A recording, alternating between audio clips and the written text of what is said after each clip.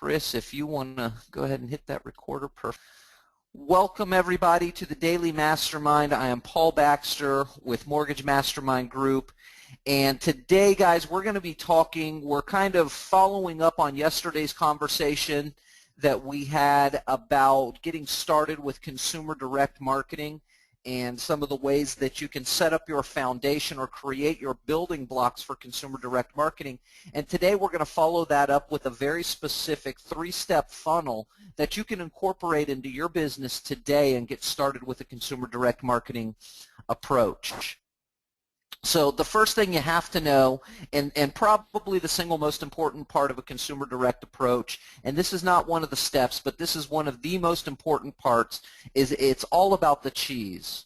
It really is all about the cheese. You've got to give something of value in exchange for the person providing you their email address or their contact information. It's as simple as that. You give them something on the left side for them to give you something back on the right. It's you know, that's the formula is not changed in hundreds of years. Give them something of value in exchange for their contact information. When you're creating your cheese, you have to make it absolutely clear what the value is, and you have to make it clear very, very quickly. You don't, your conversion rates will drop drastically if you get long-winded in your message. If you try to explain what it is that you're providing them, what value it is you're providing them, if you have to explain it, then it's not something that you're not going to convert most people, because they need to know what the value is very, very quickly. You need to make it very, very simple for them to be able to get that thing of value, to be able to get that cheese. You need to make it really, really easy and simple for them to do it. And you have to make sure that what your cheese is relevant to what you're trying to accomplish or what your goal is at the end of the day. Is your goal to get VA loan leads? Is it trying to get people that are interested in a VA loan to raise their hand and say they're interested? If so, that's what you need to make sure that your value or your cheese is all about, is leading people down that path and make it valuable, but also deliver it very, very quickly. I know that's a whole lot to think about, but you're talking about converting an advertisement. You're advertising to the general masses, and you're talking about converting them into clients and customers. And so you have to think these are parts of the puzzle that are probably the most important part, because that's the difference in getting someone to raise their hand or not.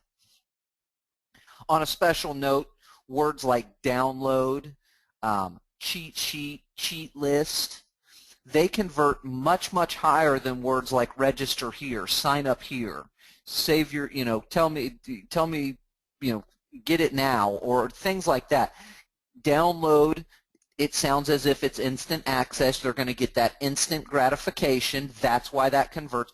Cheat sheet, cheat list, it makes them feel as if they're getting something that is insider information, something that not everybody has access to, something that's going to shorten or make the process of what it is that they're looking for much easier to accomplish.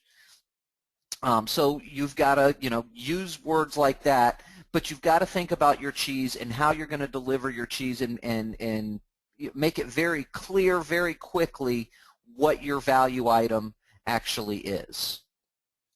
Okay? Something to the effect of, and this is just kind of a sample, get your home buying cheat sheet and be prepared. Download your cheat sheet here, and maybe I link the word here to where my cheat sheet resides. Thinking of buying a home? Make sure you have the insider information you need to protect your family. So I'm giving them a virtual pain without them having to feel the pain. I'm kind of painting a picture of that there is a possible pain if they don't have all the insider information that they need, and perhaps their family won't be safe in a purchase like this. Get your home buying cheat sheet now.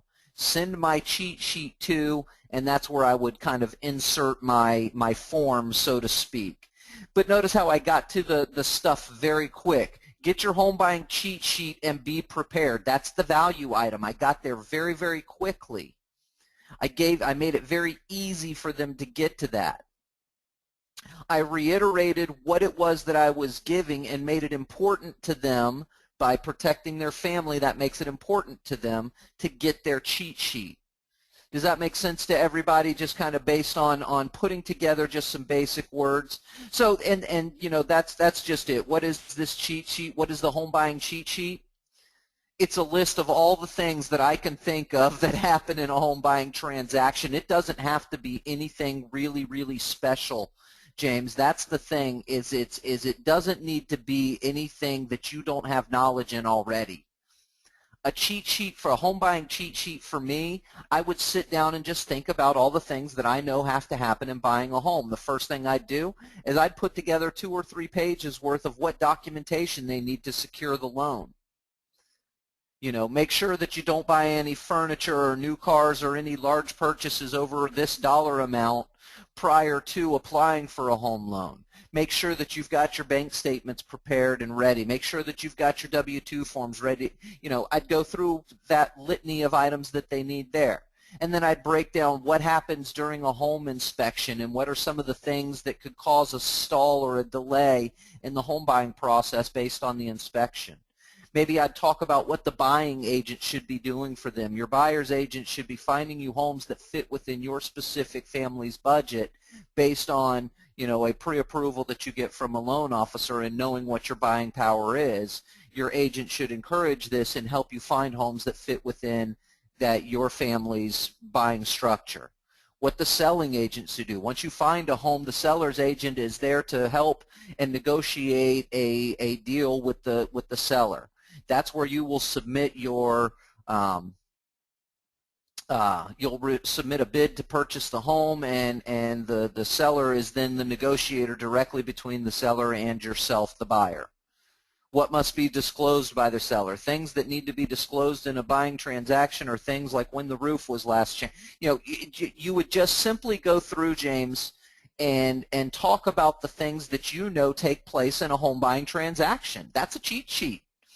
That's all there is to that. And I know that sounds, you know, we think about these things when we talk about creating our cheese. Well, you know, what about for a VA loan, consumer direct approach? So my VA loan, get your VA loan cheat sheet now and be prepared. Make sure you know all the ins and outs of what benefits are available to you as a service member for the United States of America.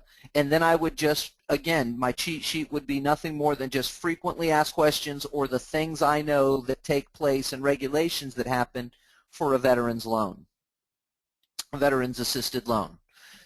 That's how you create those cheeses or those cheat sheets. Does that make sense? Is everybody on the same page with that? I think we all are. It looks like I've got quite a few of you quite engaged with what we're talking about, so that makes sense to everybody, I believe. All right, so once you've got your cheat sheet or you've created your cheese, you've got your cheese, now what do you do with it? So you've created your cheat sheet, you've thought it through, you know exactly what your free thing or your value item that you're going to offer people is, and I would highly recommend, guys, and this is just on a side note, create 3 different offers. Have 3 different things that are of value to the group or the niche that you're marketing to so that you've got multiple items. And you'll see why in just a couple of minutes here. So you're going to make a simple squeeze page. And again, simple is better. You're looking to generate leads. You want to make it as easy as possible for them to get the thing that you've got. So simple is better, less is more. And as you can see from my example here, it is a very simple, very basic, very plain squeeze page. I don't have logos or brands. I don't have my image. I don't have my name. I don't have anything plastered all over it. It's just a very simple, clean, and basic form that is going to accomplish what it is I'm looking for, which is their name and their email address. Home buying cheat sheet. Get your home buying cheat sheet and be prepared. Name, email address, submit. That's it. It's that simple on your forms. You really don't want to overdo it on your forms, guys. I see that being one of the biggest mistakes that people make when they look to create landing pages that get people to convert. And this goes whether it be a consumer direct approach or when you're trying to get referral partners to respond to a class that you're teaching or presenting. You put too much flash and boom and whiz bang stuff in there. It really is more simple than that.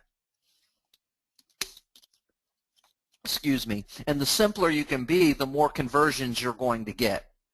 Okay? This is not the thing that's going to, the first conversion, the first place where you get them to raise their hand, and I think I should note this here. Your first squeeze page, the simple squeeze page, is not where you're going to sell your service. That is not where you're going to close the deal. That is not where you're going to generate the actual lead or referral. Is everybody clear on that? It is about the funnel. The conversion happens. This is a conversion, getting somebody to complete the form, but that is not generating a lead. That's just creating a conversion. That's giving you an opportunity to generate the lead. You've got to filter them or funnel them through your system to get to the ones that are actually going to be the lead. The higher number you can get on your conversions, the higher number of leads you're going to get coming through the end of your funnel. Does that make sense, everyone? This is not the thing, which is why simpler is better. This is not the thing that's going to sell your service or convert it to a lead. This is a simple conversion that gives you that opportunity, and that's all. Less is more. So make sure your notification rules are set. Now, I'm doing this through Google Drive. We've had, for the members, if you go into the Daily Mastermind archive, we had a great class on Google Forms.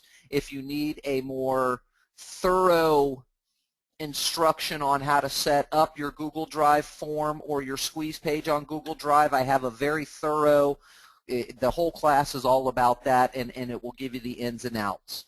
But I want to make sure we cover on this step. It's very important during step 1 for your simple squeeze that you have your notification rules set up correctly, because that's what drives step 2, okay? That's what drives step 2, is knowing that you've got a response or that someone converted on your squeeze page. So to set it up in Google Drive, you're going to go to the responses menu, or you go to Google Drive, and when you create a form in Google Drive, it automatically creates a responses spreadsheet. Simply go to that spreadsheet for your form. You're going to go to the Tools menu and then select the Notification Rules section. And I see a question popped up in that section. Want to make sure we're covered it. Absolutely, James. All these classes are recorded every day, always recorded and always saved in the archive for you. Simply log into the members area, go to the Daily Mastermind archive, and you will see all of our recorded classes there for you. Okay, so when you go to your responses spreadsheet, you're going to select Tools and then Notification Rules. Notification Rules. Once you select the notification rules, it's going to give you this box, and you're going to set how you want to be notified. For me, I want to be notified every time a user submits a form. I mean, every single time I want to be notified of that. I also want to be notified right away instead of getting a daily digest. I don't want at the end of the day to get a thing that says these 5 people filled out my form. I want to be notified right away, because my follow-up or my step 2 revolves around, what happens in step 1 is what drives step 2. So I need to be notified of that right away. Now you can select it for your own, but again, we're trying to generate leads, and if I can do that, I'm looking to communicate with them as soon as possible. Make sense? Once you've set your rules up, you simply click Done. You've set your rule. That leads us to step 2, and that's delivering your cheese. They've liked your message. They've included, how do I want to say this? They are agreeing to exchange their information for the valuable thing that you offered to give them. They want your cheat sheet. They want the cool thing that you said you were going to give them. They filled out the form, and now they want it. So you can do it a couple of different ways. You can email it as an attachment. So when you get that notification based on your rules, you can send them an email. And with most emails, you can create a template. On Gmail, it's called a canned response. And you could just write that up pre-written. Hey, thanks again for checking me out. Super excited about your new adventure in purchasing a home. Please find attached the home buying cheat sheet you requested. Feel free to give me a call with any questions that aren't answered in that cheat sheet.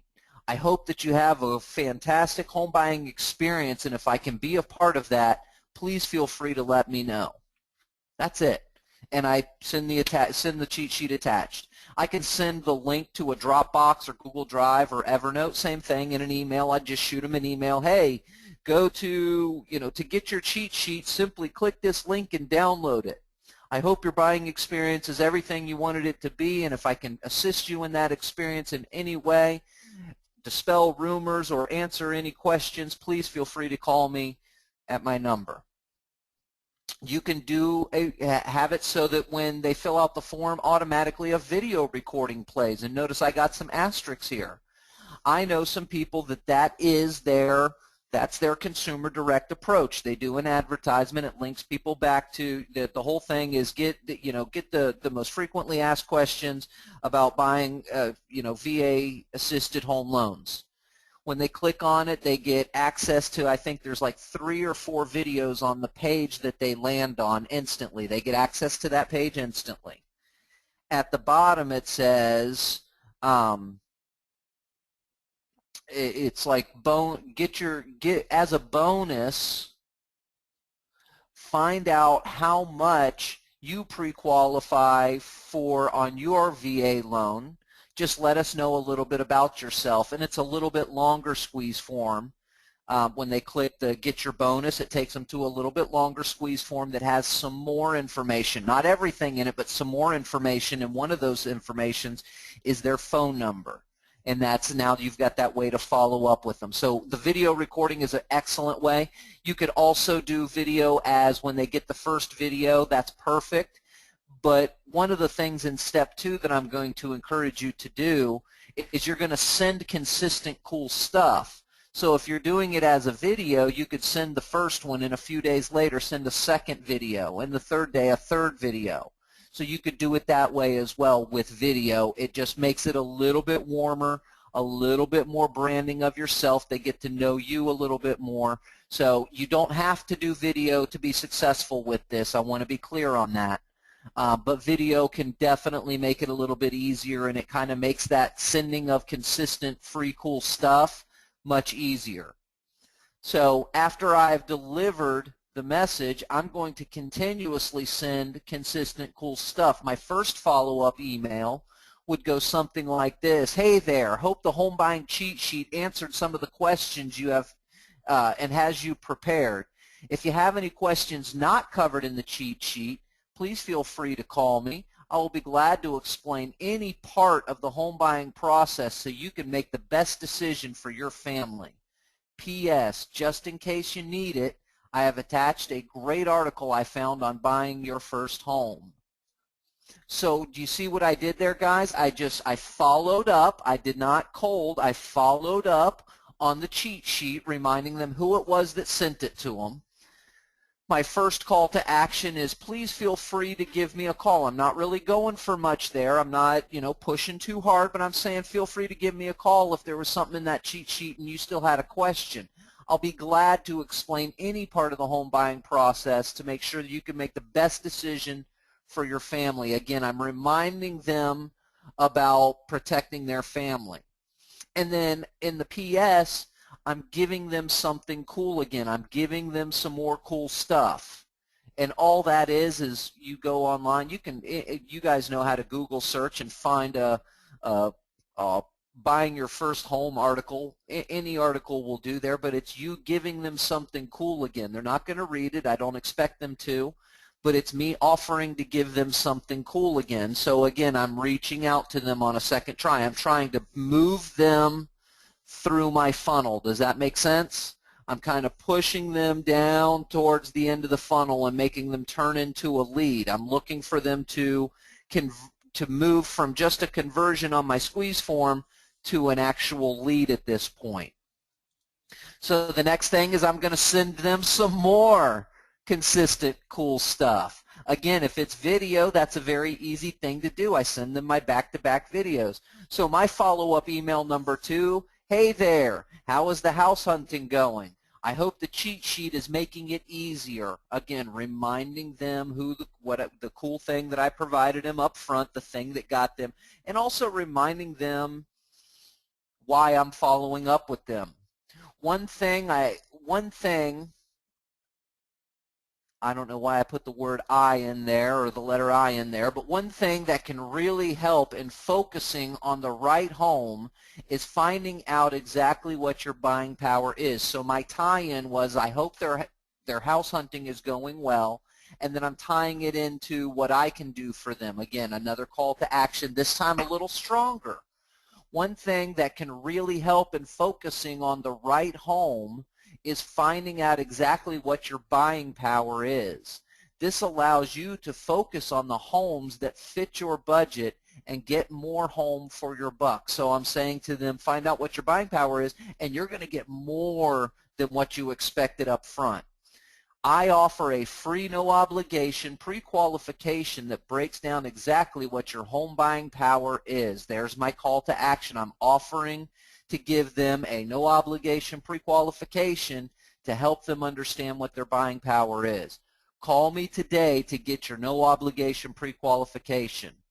P.S. Feel free to text me also if you have any questions. So I'm putting it out there that it's okay to text me. Either way, I'm going to get their phone number. I'm cool with that.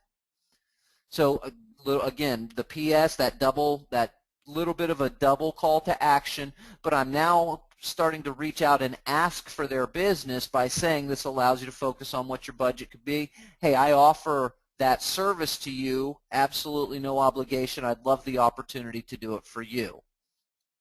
All right, and then step 2 again, I am sending consistent, cool stuff. Again, with the cool free stuff, again, I'm sending them something that is of value, that is pertinent, that is relevant to what they're doing. The latest reports are in. I wanted to follow up with you as I know you are looking at buying a home soon. The current interest rates are going to be rising. It has been an awesome run of historical low rates, but all the experts are saying it can't last. Check out the trends sheet I attached. I go out and I mean a Google search again just to find what, do a search or find a graph that shows what the interest rates have looked like over the past 5 or 7 years and show what it looks like that it's on the incline. As you can see, the rates are creeping back up. Give me a call if you have questions. We may be able to get you a great rate locked in for you. P.S. Did you get your no obligations pre-approval? Call me if not. So again, I'm making a direct call to action, asking them to follow up with me. And Peggy's got a great question here. Timing of those follow-up emails. How many days between? Also, is there any automated system we can use to make them go automatically? Wondering if MWS would do that. So I'm going to answer your question kind of backwards here a little bit, Peggy. The first answer is yes, absolutely, Mortgage Web Success would do that. What you would do is you would go and create a campaign and create template emails, each one of those 3 pieces or 4 pieces, however you do. That's part of kind of creating your building blocks or setting up your foundation. You'd go in there and you would create those emails firsthand as a campaign. Any email system will let you do that. You can do that with MailChimp, you can do it with BombBomb, you can do it with Aweber, you can do it with any system that's out there. Again, you could set it up as canned responses inside of Gmail and then push them if you wanted to, if you're going to do them one at a time. And then the other question is the timing on these, how many days between them. For me, what I would do is I want to keep them while they're in their ether, but I want it spread out enough to where they don't just instantly delete me.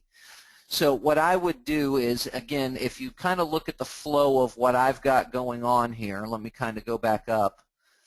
When I deliver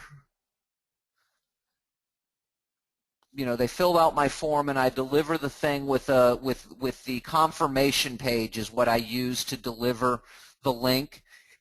Download your cheat sheet here, they get a link. That's the delivery right then and there.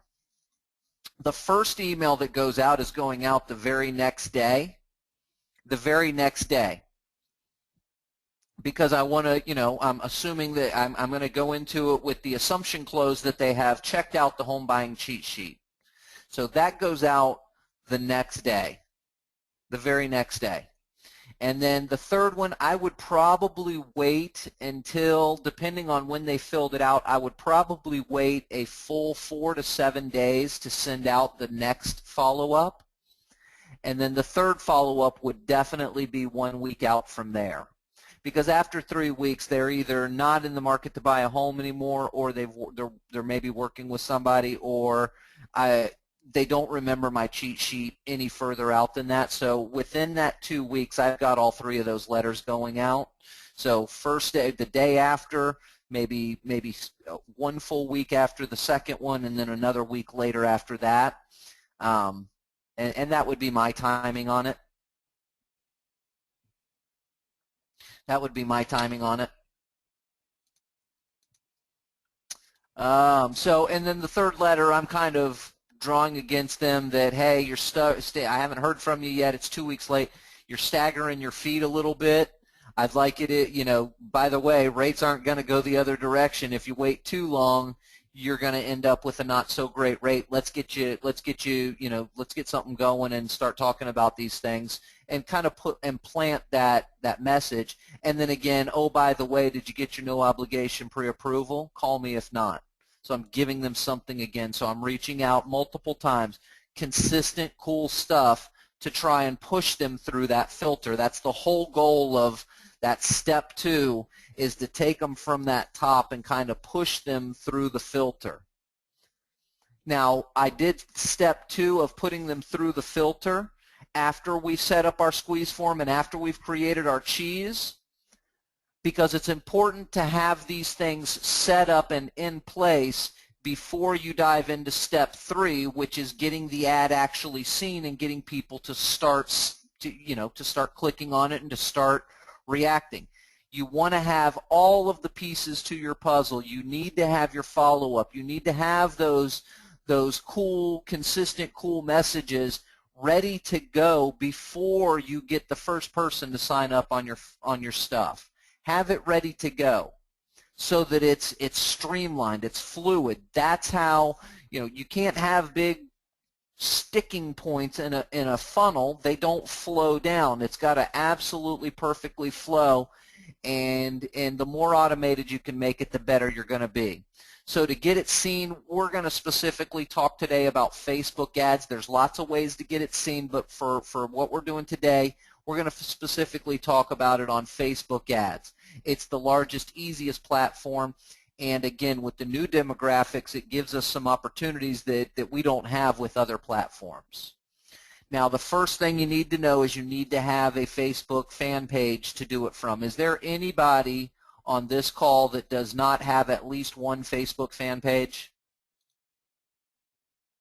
And I'm going to pause here for a minute. I need to make sure everybody's got at least one Facebook fan page. It looks like everybody does have at least one fan page. The reason for that is because on Facebook you cannot run ads on a personal profile. You have to have a business page to run advertising to it. Not necessarily running advertising to that specific page, but you have to have a page in order to create the ads. And Jeff, another day I will be glad to show you how to create a fan page. Another day, not on this one. So you can either create a tab or you can link directly to your squeeze pages. Now, if you are creating your squeeze page on your own websites, like you're doing a Weebly site with a specific domain, I knew you were, brother. If you could do a website with a specific, or doing it on a website with a specific domain, or you're doing it as a Weebly site, you're going to want to link to the squeeze page. because what we started showing, and I want you guys to have a step-by-step to be able to get this done today. I want you guys to be able to do these things today. I'm showing you with Google Drive because you don't have to have anything special in place to go out there and get a form set up in Google Drive. You can just do it. I'm showing you on Facebook because you all have Facebook fan pages. And so what we're going to do is I'm going to walk you through the creating a tab way to do it. But again, if you're doing it on your own, if you're creating your squeeze form on your own page, like your own website or your own Weebly page, it's its own thing, you're going to want to link to the squeeze page itself in the advertisement. So to do it via tabs with the Google Drive, the way I'm going to show you, the first thing you're going to do is you're on Facebook in the search bar, you're going to type in WooBox Custom Tab. And I know some of you have seen me talk about WooBox, but we're going to talk about it again.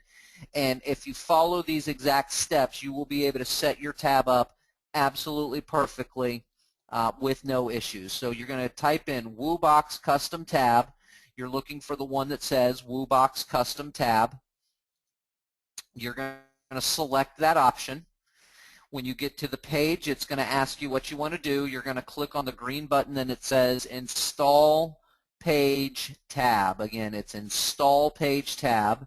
When you click that button, it's going to bring you into a page that says Add Page Tab. Choose Facebook page. Now, if you're like me, you've got multiple Facebook fan pages. If you only have one, you're going to have the option there, the one option there. You have to click on so that it adds a check mark by your page, and then you select the Add Page Tab button. What it will do is it's going to add the tab. Now, tabs are a little different on Facebook than what they used to be. They actually show up under apps, and you may need to scroll down a little bit on your fan page to see your apps. It's going to be on the left-hand side. Just scroll down a little bit, and it has automatically added this little welcome tab under your apps. Okay? You're going to click on the image or the words. Either one take you to the same place, but you're going to click on the tab, and that's going to take you into the tab builder. Now, by default, it is set up for HTML and source. Just leave that alone. You don't need to change that. There's nothing you need to do. Just by default, it's already set up for you. You're simply then going to go to your Google Drive form. You're going to select, while you're in your Google Drive, in that form itself, you click on that form name. You're going to select the file option, and then from the list in the drop-down, you're going to select the word embed. Okay, so what we did is we created our tab first. We went to WooBox. We installed the page tab. We added it to the specific page that we want to add it to. Once we did that, we scrolled down and opened up the tab by clicking on it, and that brought us into the default tab builder section. From there, we just left that page open, and we went back to Google Drive, and we opened up our form on Google Drive. We selected the File button, and then we clicked on Embed. Once you do that, it's going to pop open in the middle of your screen, paste HTML to embed in a website. You're just going to copy this HTML code that it gives you right here. Now, you can change the width and the height. Now, Facebook tab pages are 800 pixels wide. By default, it makes it 760. I'm good with that. I don't need to change that in any way, shape, or form. I just leave that alone. I copy that code that it gives me. From there, I go back to my Facebook where the tab was empty, and I paste that code into the empty box that's provided. So remember a second ago when we clicked on the tab, it brought us in here by default, and it gave us this big empty box right here. All you've got to do once you copy your Google Drive code is paste it into that empty box. That's all you need to do, and I see a question popped up there. Let me make sure we're all on the same page. What time today will today's class be available for viewing? Chris usually has that available within about 2 hours after class. The class is available for viewing on the replay site. So give it by 3 o'clock. You should have it available for you, James. You should have it available for you. And the PowerPoint will be with it, James, so you can actually take the PowerPoint and time it to the class if you need to fast forward and stuff, and walk through the PowerPoint itself, because that gives you that step-by-step that you need, my friend. So once you've pasted that code in there, the next thing you're going to do is just scroll down on the page that you're currently on, and that's going to take you to the bottom section of the settings. What I always do is I change the tab name. Now, because I'm offering a home buying cheat sheet on my advertisement here, that's what I changed the tab name to. Please understand that the general public who go to your fan page are not looking for your tabs. They're typically not going to click your tabs. They typically won't even find your tabs, to be completely upfront and honest with you. The name is more for me so I can find it easy when I'm setting up my advertisement, as well as if they do click on it, I want it to match. I want that name to match what it is that they're getting. You can also change the tab image, and you do so by simply clicking Choose File. You choose a picture from your desktop, and you guys will see in a minute what image I chose to upload with it. I just simply went to Google. I did a search for homes for sale or house for sale. I clicked on the image button and I selected one of the images that I saw up there as my tab image. Once you've changed your tab name and your file, you click on Save Settings. Now when you click Save Settings, it's just going to blink the screen. You'll be in the same place, but if you scroll up, you're going to see a yellow bar that lets you know that you have saved those settings successfully, and you'll get a little tab here that says View Tab. What that does is it gives you a chance to preview what you've set up. So this is my Google form that I embedded. Now please keep in mind, I get this question quite a bit, and I wanted to point it out here. When you're viewing your tab, this green bar, all this stuff that's above your form, that's all admin settings. I'm the only one that sees that because I'm the only administrator of that page. If you as a person clicked on my ad or you came to my tab somehow, you would not see any of this stuff on the top. That is only visible as the admin. So don't freak out when you see that. Your clients, the people who see and click on your ad, are not going to see that. Rest assured there. So I'm good. I've got my tab set up. It looks fantastic. The next step for me to do is to get the ad set up itself. So to do so, I know that only a couple of you on this call have ever actually set up a Facebook ad. So in order to get into the Ads Manager to create an ad, you're going to need to type in the web address facebook.com/ads/manage. Because you've never set up an ad before, you're going to have to physically type that in. Now, if it's the first time you're doing it, it may actually redirect you to facebook.com/advertising. That's okay because that has the same big green button that says create an ad in it, and that's really all we need here. We're not looking to manage anything right now. We're looking to create an ad, so you're going to select the Create Ad button. When you do that, the first thing it's going to ask you to do is choose the type of ad you want to run. For what we're doing, you are going to select page likes. I need everybody to be clear on that. This seems to be a catching point for a lot of folks. When you go in to create the ad for this type of ad, when you're directing it to a tab that you've built, your ad is going to be a page like ad. Always. We will select where we want them to land, but this is the kind of ad that allows us to do it and allows us to have good images and things like that. When you select page likes as the ad type, it's going to ask you what page. If you've only got one page, it'll auto-populate it. If you have more than one like myself, you may have to start typing it in, and then it will give you the option to click, select the page that you're that your tab is on, that you built the new tab on. You're going to upload a relevant image. As you can see, I did the little, for sale, a happy family standing and looking at a beautiful house that's for sale. You're also going to add some text. You have 90 characters worth of text that you can use here.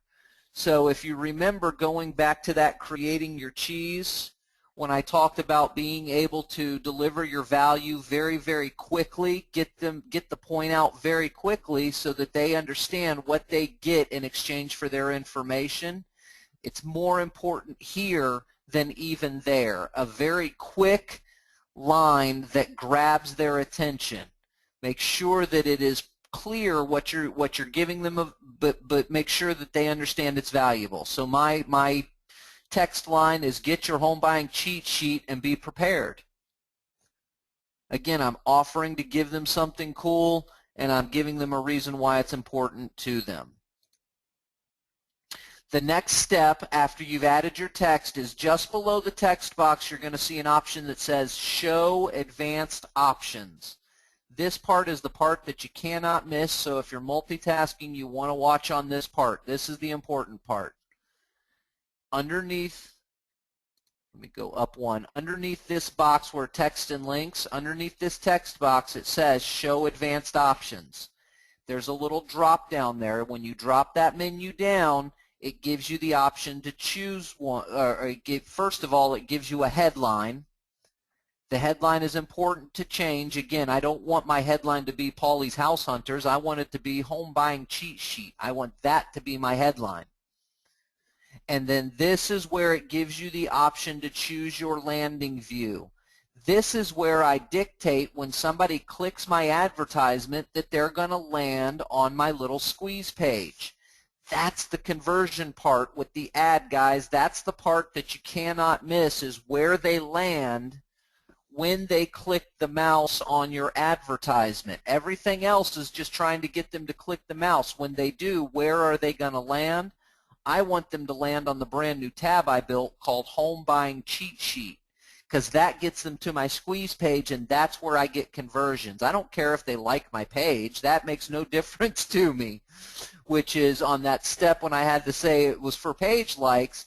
It's not really about that, because I know I'm going to do advanced options, and I'm going to choose my landing view to be my home buying cheat sheet or my cheese button that I just created with WooBox. Is everybody on the same page with that? I want to make sure that part, I know that goes a little bit quickly, but that's a really important part when you're talking about doing your consumer direct ads, is how you get them to your actual squeeze form. It looks like everybody's on the same page with that. So good stuff. I'm going to move forward. I got my eyes open on the question box if you guys have any on that spot though. Okay. The next step after you've set up your image, you've got your headline, you've chosen your landing view, you're going to set up your demographics.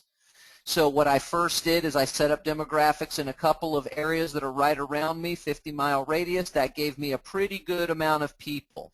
I then set my age criteria. I don't want 18-year-olds to see my ad, because I don't think those aren't the people that are going to be buying homes. So you can set age criteria. You can choose gender if it's a specific thing. I never choose language. I just leave that alone. Relationship status. This is a good one for us for Consumer Direct. I think that more married people and engaged people are looking to buy a home than single persons. I just think that's a better demographic for me to get my ad in front of people that are married and engaged or in a domestic partnership, because they're more likely to be looking to put roots down to be able to establish a home ownership. There's income criteria, and you can choose multiple income criteria. I didn't just want the people who were making over 125 grand. I wanted people that are making 50 to 70. I wanted the, multiple income criterias. Under parents, I wanted all parents, because if you're a parent, you're looking to purchase a home. You want to have a great place for your kids to grow up and put their roots down and have a home that they can say, hey, this is the house I grew up. That's the home I grew up in. There's a ton more demographics, and we'll get into them. If we have some time, we'll get into a lot of more demographics specifically about ways to target, and you can tweak these at any time, add to, take away. So we'll cover those a little bit more in depth, but you're going to establish what your demographics are for your ad. Once you've done that, you're going to establish your pricing. And I'm going to make a recommendation to you because of the fact that I only have 2 people on this call that have done Facebook ads before. I'm going to recommend that you go start small.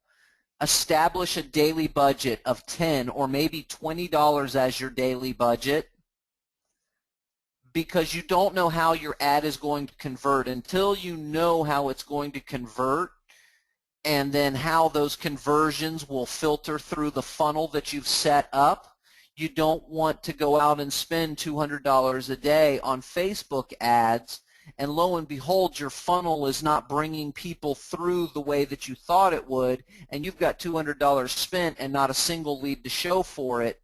Now, well, it doesn't work for me. That's not the case. You want to start small, start with a small budget. As you see what the conversion versus the turns into lead does, you can then say, well, you know, I'm converting 3 leads to every 20 people that click that go through the conversion, so I'm going to up my daily amount to $30 so that I can get triple that. Now I'm going to have 9 leads at the end of the day, where before my $10 was producing 3 leads. Now my $10 is producing, you know, I'm doing $30 for 9 leads, or whatever the case may be. But you want to skew that. You want to look at what your message is and tweak it until you get that message right before you up what your daily budget is. I always optimize for clicks. Again, we're not looking for page likes here. That's not our goal. Our goal is to get people to click that ad so that they get to my squeeze form. So I'm only going to pay if somebody clicks my ad. I don't need impressions. I'm not trying to brand myself. I don't need people seeing me. I'm actually having a direct call to action here where I want people to click that ad and I want them to fill out that form. So I'm only going to pay when somebody clicks, and I always overbid. Notice that the suggested bid is 7 cents to 14 cents on my list. I offered them $1 per click because it's important that I generate clicks. I always overbid.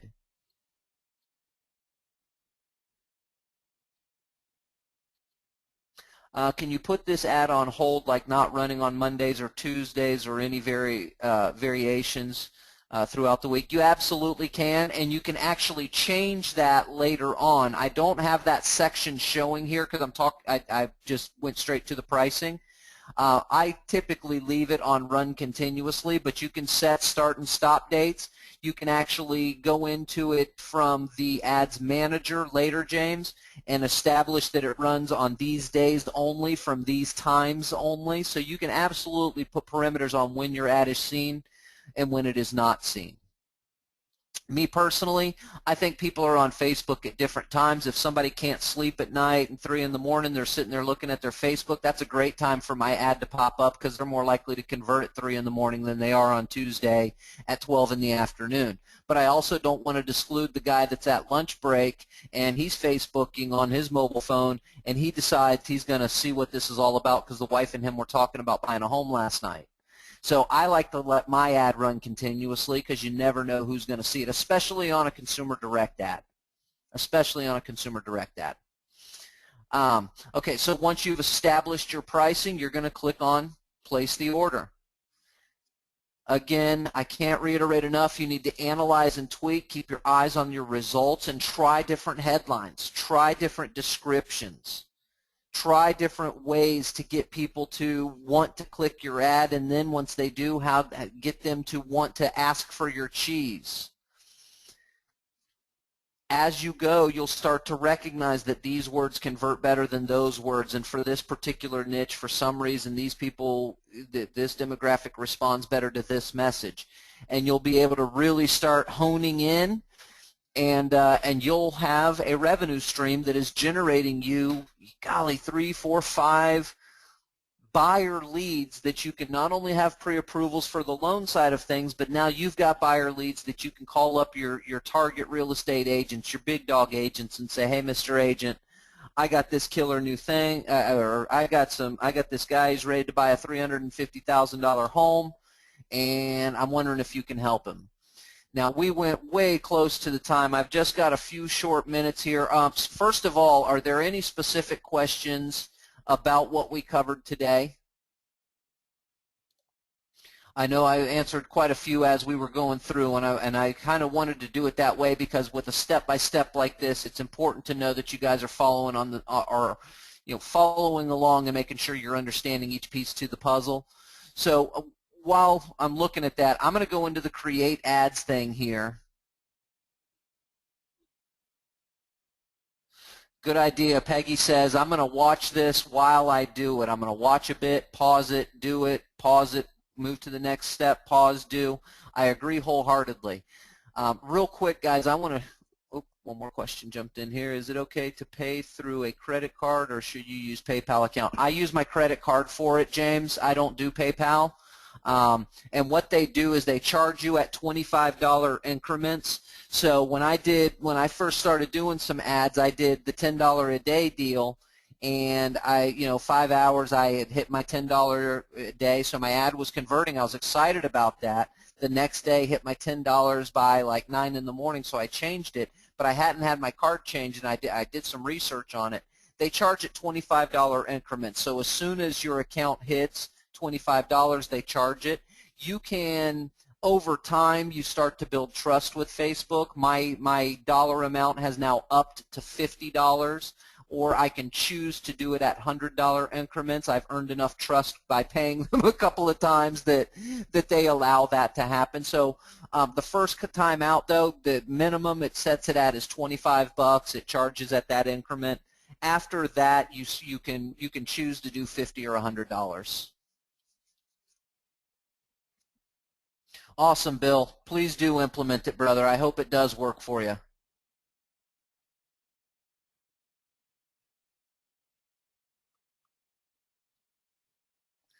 Jeff should have that to you this afternoon, my friend. I will have that to you this afternoon, my friend. Thank you for your patience on that. I will have it to you this afternoon. What do we got? We got 5 minutes. All right, so I'm just going to dive into page likes here. I'm just going to choose beautiful Palm Harbor home. I just noticed I got some pages I need to delete. I'm not even going to go through setting up this ad thing. I'm just going to quickly go into here and come down to this more demographic section because this is cool stuff, guys. Check this out. Under behaviors, do you guys see this where it says behaviors? Under behaviors, I can go in here and I can say I want their residential profile. And I could click on a button that says likely to move. Now notice when I hover over this, it tells me what it's about. So there's on Facebook, likely to move, or within 50 miles of Palm Harbor, likely to move. It's brought to us from Epsilon US residential profiles, likely to move. The description is US only, people who are very likely to move residences. Source, mobile built from a combination of offline self-reported data and online survey panels. So Facebook is now actively doing what Google has been doing for the last 5 or 6 years, and that is collecting user data based on clicks, based on frequently visited sites, based on previous buying behavior, based on comments, based on engagement, based on several hundred algorithmic factoring sections, and we can now start to look at things like if they're likely to move or not. We can look at things like if they recently were a mortgage borrower, if they recently got a mortgage, recently moved, cool stuff like that. That's under the residential profile. So I've also got other behaviors like automotive, their DMV stuff, powered by RL Polk. That would be huge if I were in the direct mail industry anymore. Charitable donations, digital activities. So if I want to know if they play console games or event creators or Facebook page administrators, internet browser used, do they use Chrome, Firefox, what do they use? Online senders, online spenders. Are they spending online? Operating systems, photo uploaders. Are these guys people that do photos quite a bit? Technology early adopters. So we're talking about targeting real estate agents, right? You guys all want to target local real estate agents. what if you did an interest like, let's put in real estate as our interest.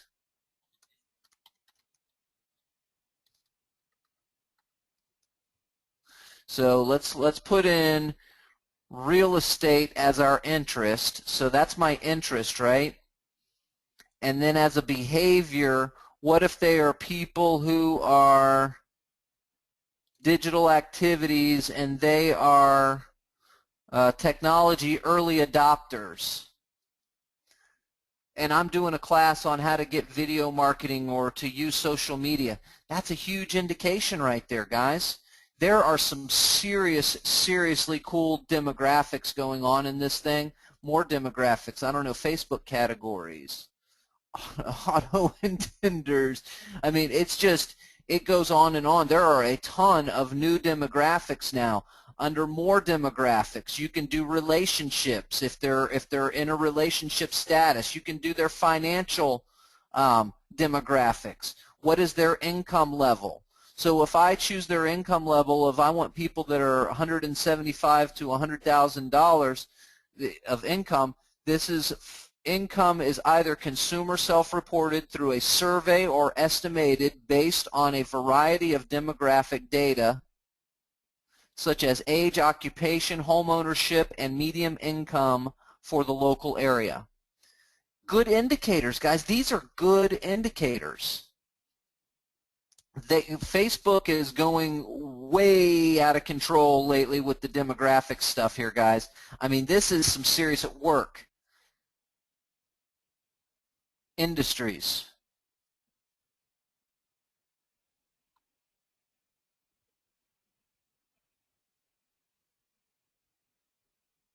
Doesn't look like our industry is in here. Let's see if we've got...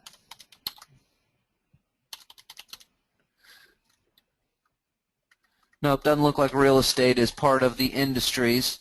But there are lots of new demographics, guys. That's all I wanted to show you was all the new demographics that are available to you.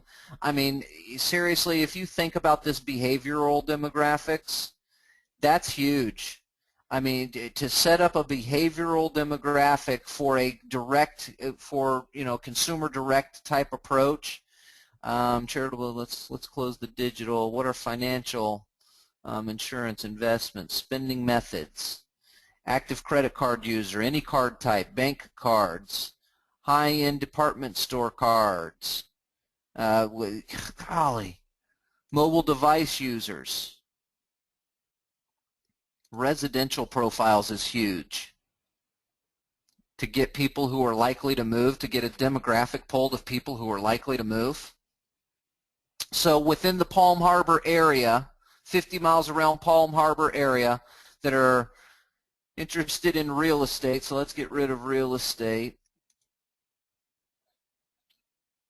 I don't need technology people.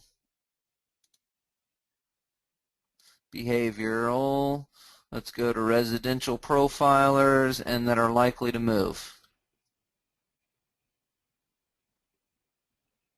So in my area around Palm Harbor that make $75,000 to $100,000 a year income and are likely to move, 2,600 people. That's a targeted ad.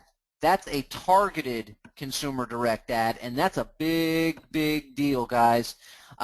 Boys and girls, thank you so much for spending some time with us today. I really appreciate it. Please feel free to, don't keep us a secret. Tell all your friends about us. We are here to help you grow in any way that we can by providing you with planned, purposeful implementation practices and skills. We want you guys to be able to do these things that we talk about. It's not smoke and mirrors. This is stuff that can generate new business if you have a planned, purposeful implementation plan in place. You can make it happen for you. I'm here to help you grow. I'm Paul Baxter. You've been hanging out with Mortgage Mastermind Group on the Daily Mastermind, and we will see you right back here, same time, same place. Tomorrow, guys, is our top producer interview, and then we'll be right back here for the Daily Mastermind on Monday. Have a great day, and we will see you right back here tomorrow. Bye now.